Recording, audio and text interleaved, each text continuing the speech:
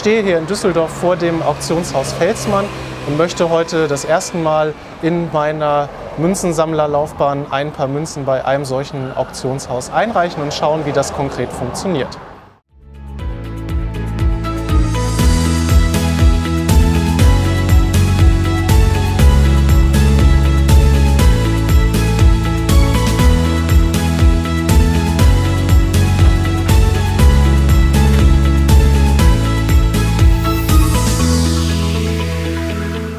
Ja, ich habe da diese Münzen mitgebracht, diese chinesischen Münzen, die ich schon seit einigen Jahren besitze und jetzt gerne verkaufen würde, aber gar keine Ahnung habe, ob die überhaupt für Sie interessant ist. Wir haben hier eine 5-Yuan-Serie China, chinesische Kultur.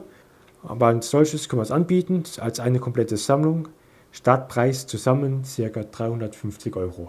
Was sind jetzt so die nächsten Schritte? Wie geht es jetzt weiter bis zur eigentlichen Versteigerung der Münzen? Gut, der nächste Schritt ist, dass ich erstmal eine Übernahmequittung ausfülle, dass wir das auch übernommen haben.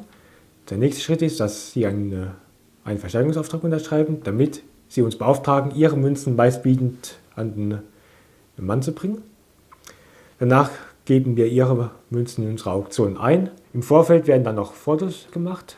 Dann geht der Katalog in Druck und geht auch so dann online auf unserer Homepage, auf den einschlägigen Plattformen wie Sixbit, Numisbit etc. Kunden können dann im Vorfeld der Auktion, meistens so 2 Wochen, zu uns kommen und sich alle Lose nochmal in Natura und persönlich anschauen. Numismatisch besonders interessante Stücke bewerben wir natürlich auch im Vorfeld der Auktion.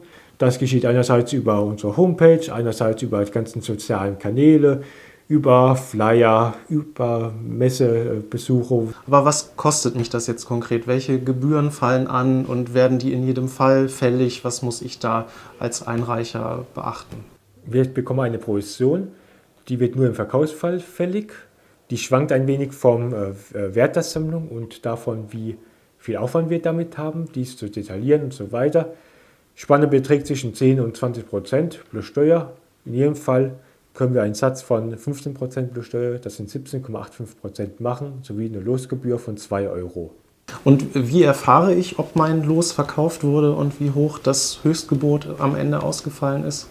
Sie können am Auktionstag selber auf unsere Homepage gehen und nachschauen. Die sind praktisch zeitgleich nach dem Hammerschlag im Online-Katalog, ob ein Zuschlag drin ist oder nicht. Da können Sie es nachschauen. Ansonsten eine Woche nach der Auktion bekommen Sie eine Verfügbarkeitsmitteilung zugesandt, entweder per E-Mail oder per Post. Was passiert, wenn die Münzen nachher nicht verkauft werden? Dann haben wir den sogenannten Nachverkauf, der dauert 4 Wochen lang an. Da können unsere Kunden mit einem Rabatt von 10% die unverkauften Positionen erwerben. Und wenn die Münzen jetzt erfolgreich verkauft werden, wie läuft das dann mit der Auszahlung des Auktionsbetrages? Wann bekomme ich das? Muss ich hier persönlich vorbeikommen? Wie wird das so abgewickelt? Ihren Auktionserlös bekommen Sie netto ca. 6 bis 7 Wochen nach der Auktion. Das hängt damit zusammen, weil wir haben ja noch die Nachverkaufsfrist von 4 Wochen.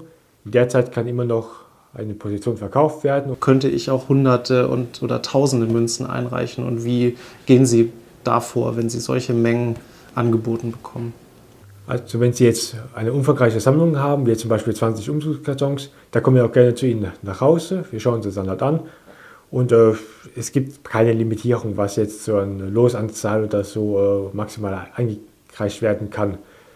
Ja, jetzt sind die Münzen hier eingereicht. Ich habe auch den ersten Einblick bekommen, wie so eine Einreichung konkret funktioniert und welche Vorteile das hat, wie unkompliziert sowas eigentlich ist für mich als Sammler.